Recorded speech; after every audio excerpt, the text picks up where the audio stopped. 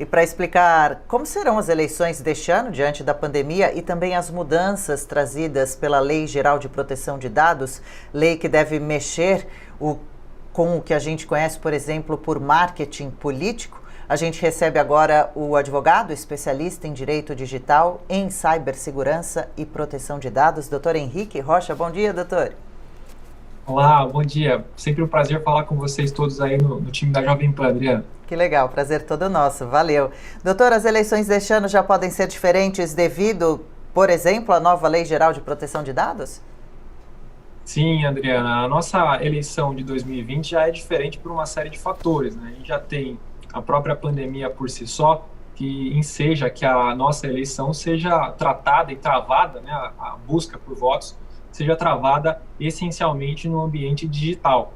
Mas, como você bem pontuou, para além da pandemia, nós temos também uma nova legislação que trata e regula o tratamento de dados pessoais, que também vai impactar o rito e o processo dessa corrida eleitoral. De que forma? Conta pra gente então um pouquinho mais na prática.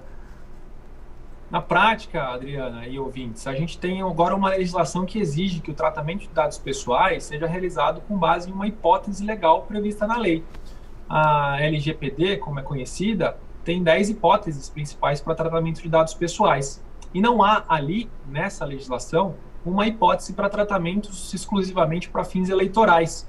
Isso enseja que todas as campanhas, os candidatos, os times de marketing político, tenham um controle e um cuidado maior na interação com os usuários para que garantam não só a busca por voto, que é legítima, é importante nesse rito, nesse momento em que nós passamos, mas também que garanta a privacidade do usuário, do titular de dado.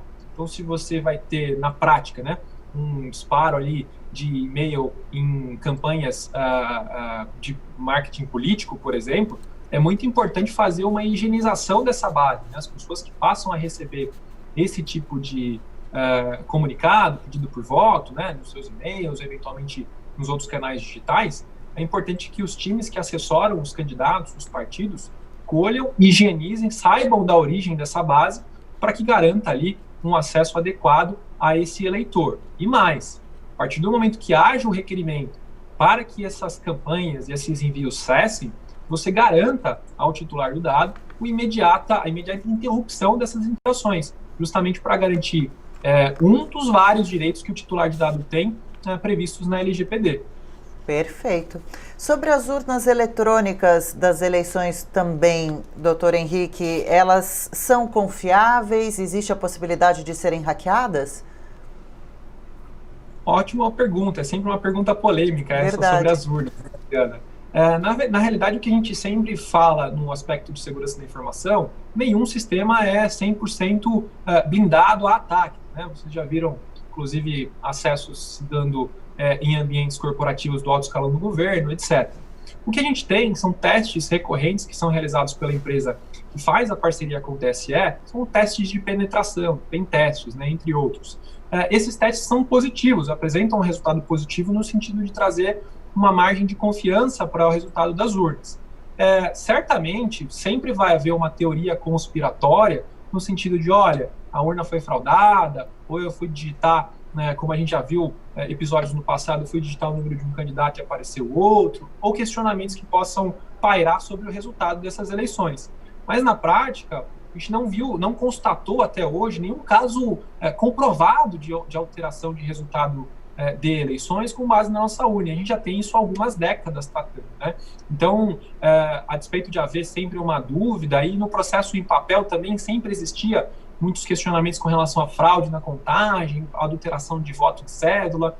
O processo eleitoral ele traz sempre para o candidato, para os eleitores, para a sociedade em geral, uma apreensão, justamente para avaliar se o resultado foi de fato o que o povo, a democracia, né, a maioria aí votando e elegendo, foi respeitado. Mas eu quero crer e acredito que o papel aí das urnas, já comprovado nas últimas, pelo menos 4, 5 eleições que a gente tem em âmbito nacional, tratamento com a urna eletrônica, vai fazer frente. O que é muito importante é que os processos de auditoria, eventualmente as avaliações que sejam realizadas no fornecedor de tecnologia, sejam realizados de forma periódica, assertiva, independente, o TSE esteja presente apresentando os resultados dessas análises, justamente para trazer tranquilidade e esperança aí de que o voto que seja computado na urna seja de fato refletido no resultado final das eleições. Com certeza. Agora, doutor, tem esse momento do registro do voto na urna eletrônica e tem também depois o momento que essa informação ela é transmitida para a contagem, né? Nesse procedimento também não existe ou existe a possibilidade da informação ser interceptada? Sempre vai existir, se tratando de processo na internet, a hipótese de ataques e vulnerabilidades que possam ser exploradas. Tanto no cômputo do voto, quando o eleitor está ali na urna apresentando e fazendo a digitação pela escolha do seu candidato, quanto na transmissão e também, mesmo dentro dos servidores do TSE, sempre é possível haver algum tipo de ataque e exploração de vulnerabilidade. Então, resumidamente, sempre haverá esse risco, mesmo nessa transmissão que eu estou fazendo com você, ou nas ligações que a gente faz, né? Todas as conexões realizadas na internet são passíveis de ataques. O que nós temos na prática, Adriana, para tentar trazer tranquilidade aos usuários, né, de internet, ou os eleitores, no caso, é justamente trazer padrões mínimos de segurança. Isso o TSE tem feito bem, e embora, de novo, sempre haja o risco, né, de um ataque, de uma exploração, os padrões mínimos de segurança, e tratando-se de uma questão voltada à democracia, que é um pilar aí do nosso Estado de direito, é sempre importante robustecer esses canais, essas proteções, ter um plano próprio para resposta a eventuais incidentes que possam acontecer. De novo, né, tudo que está conectado pode ser hackeado. Mas a gente quer crer que no ambiente eleitoral, e especialmente nesse trânsito, a gente traga um patamar de segurança aceitável a fim de refletir, de novo, no final, o voto da soberania popular no resultado das urnas. Independente seja no cômputo da urna, do trânsito ou no resultado final da apuração nos servidores. Legal. E com relação à LGPD, a Lei Geral de Proteção de Dados, a gente já bateu papo aqui sobre isso. Ela finalmente, então, ela está valendo. Quais são as principais vantagens que ela traz, que ela oferece? Ela serve para a pessoa física e protege também a jurídica? Como é? Ótimo ponto. Finalmente, Adriana, desde o último 18, a legislação passou a vigorar, né? E ela tem uma série de ganhos, né, para a sociedade em geral. Primeiro, coloca o Brasil num patamar internacional, numa cultura de proteção de dados. Isso facilita negócio, incrementa a atividade internacional, traz segurança para as realizações de operações internacionais de tratamento de dados. Certamente é um grande avanço que a gente tem na legislação nacional. A aplicabilidade da legislação ela é realizada independentemente da pessoa, se é pessoa jurídica ou pessoa natural. Tem algumas exceções, né, que a própria legislação traz, por exemplo, no trato diário. Eu sou uma pessoa física ou natural, o termo jurídico correto, que trata dados para fins pessoais, não haveria aplicabilidade da lei. Mas se eu tenho uma pretensão econômica por trás disso, né, a legislação é aplicada. E como eu disse, ela traz princípios basilares que devem ser observados por todos os agentes de tratamento, né, tanto os controladores de dados quanto os operadores, e garante ao titular uma série de direitos. Como eu falei há pouco, o titular tem direito de saber, né, a saber exatamente qual é a finalidade do tratamento do dado que ele concedeu, né, eventualmente requerer a portabilidade dessas informações, postular alterações e atualizações nos dados que lhe pertencem, né, os dados são sempre da pessoa, mas as empresas também têm direitos e deveres, né? As empresas têm que adequar todo o seu processo de tratamento, têm que mapear os fluxos. Olha, nessa interação que eu tenho, por exemplo, com a Jovem Pan, para onde vão os meus dados, quem trata, onde estão armazenados. As empresas têm direitos também, né? A gente precisa deixar isso sempre claro. A lei garante às empresas a guarda dos segredos de negócio, por exemplo. Então, é porque o titular pediu as informações que ela deva apresentar todos os dados. Ou ainda, né, as pessoas jurídicas também têm outras obrigações. A LGPD ela não se sobrepõe a outras legislações. Então, para fins tributários, de arrecadação, fins regulatórios, as empresas também podem guardar dados especificamente para essas finalidades, mesmo após um requerimento de exclusão de dados de um titular, por exemplo. Então, a lei é muito... de fato, a gente tem que celebrar a entrada em vigor. Existem ajustes, sempre podem haver arestas para serem aparadas, né? A gente precisa de uma autoridade nacional devidamente constituída, com os seus nomes, os nomes dos seus integrantes, operando, orientando.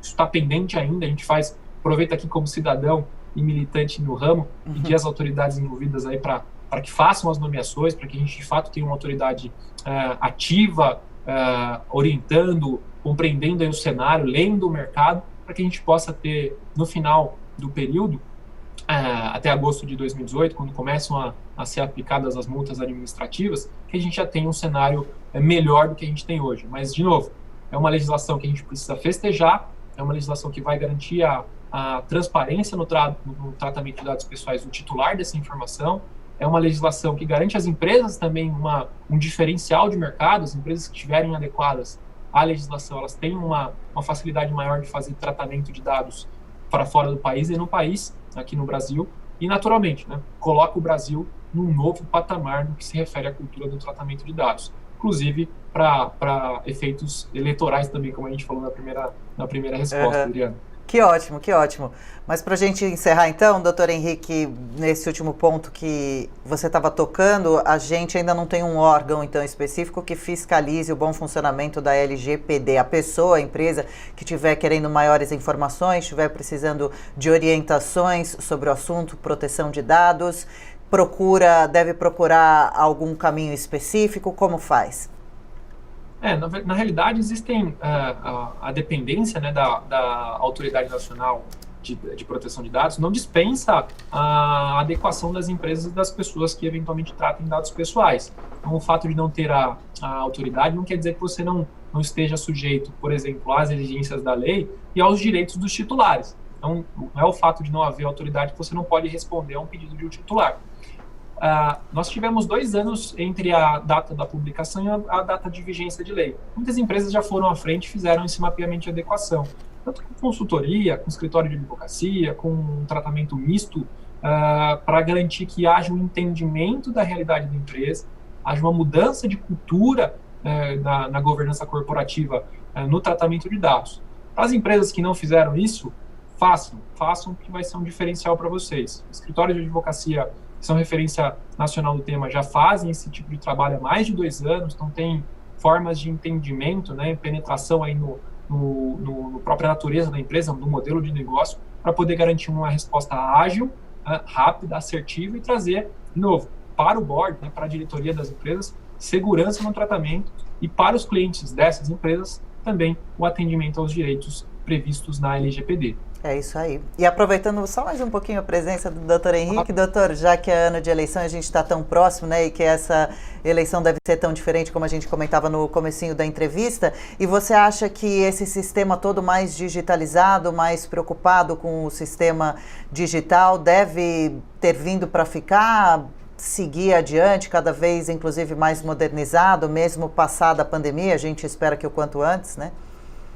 É uma cultura sem volta, Adriana. Eu quero crer, eu já sou entusiasta de tecnologia e direito há alguns anos, e é uma cultura sem volta. A gente está fazendo uma entrevista online, um sem número de reuniões que eram presenciais passaram para o ambiente digital em decorrência da própria pandemia. A gente teve ganho no meio ambiente, com redução de poluição, com ganho de diminuição do trânsito, eventualmente os comércios locais foram enriquecidos, então é um ambiente que eu julgo como necessário para o momento atual da pandemia, mas naturalmente que vai se perpetuar, talvez não na mesma escala, mas num período mais longo, né? Quero crer que a gente vai fazer mais reuniões online, né, do que presenciais. Certamente existem momentos que a gente precisa estar próximo um ao outro, usar o mundo analógico, como a gente brinca, mas o digital vem para ficar, e acredito que cada vez mais não só os benefícios do mundo digitalizado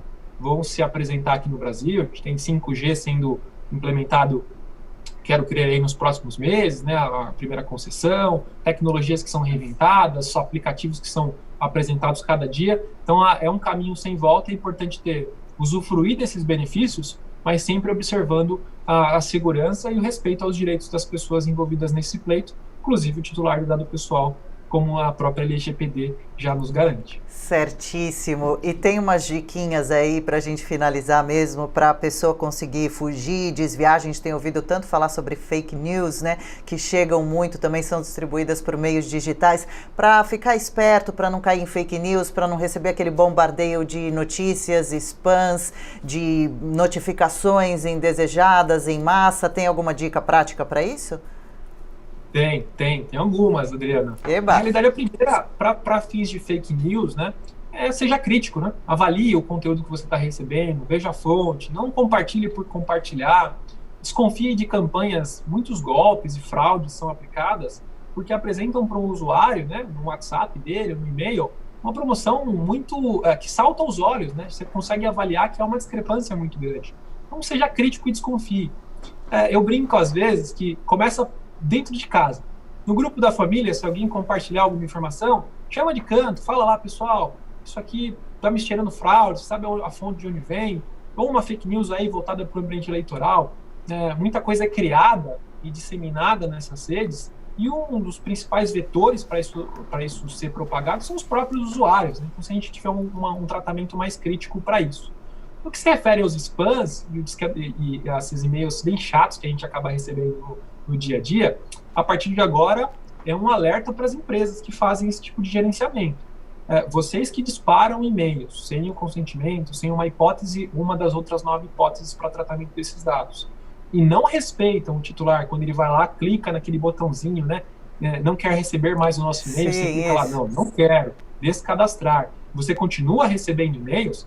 Esse é um caso claro de desrespeito à legislação de proteção de dados pessoais, que vai ser judicializada, vai ser questionada certamente num momento muito próximo do nosso. A gente já está com a lei vigorando, eu disse, não tem autoridade, mas os titulares já podem fazer os seus pedidos de apagamento, de transferência, de suspensão de tratamento, ou seja, quando ele me manda um e-mail, é um tratamento de dados, está mandando um e-mail para o meu e-mail, com algum fim comercial ou algum fim relacionado ao pedido que está sendo apresentado ali nos e-mails. Então, dentro desse ambiente digital que a gente tem, os cuidados são de todos, né? E claro, segurança, né? Utilize software original, não baixe aplicativo que você não conhece, não clique em link que você não avaliou. Então, a gente poderia ficar falando aqui muito tempo, eu gosto bastante desse tema, a gente poderia ficar falando bastante tempo aqui, mas eu sei que o horário é apertado, a gente fica sempre disponível para poder ajudar a Jovem Pan e os seus ouvintes, que são muito queridos aqui para a gente. Sim, imagina, poxa, você passou tantas informações pra gente, realmente a gente podia ter um tempão para papear, fica o convite, então, volte outras vezes, por favor, ainda mais, então, tendo em vista que todo esse sistema mais digitalizado ainda deve evoluir e ser por tempo indeterminado, né, sem ter volta, e que bom. Volta aqui para ir orientando a gente, por favor, já que você é especialista no assunto. Eu quero agradecer ao Dr. Henrique Rocha, que mais uma vez conversa com a gente muito gentilmente. Ele é advogado, especialista em direito digital, também em cibersegurança e proteção de dados. Doutor, boa quinta-feira, viu? E até uma próxima, tomara aqui em breve. Valeu. Obrigado, Adriana. Tchau, tchau a todos. Bom dia. Nós que agradecemos. Tchau, tchau.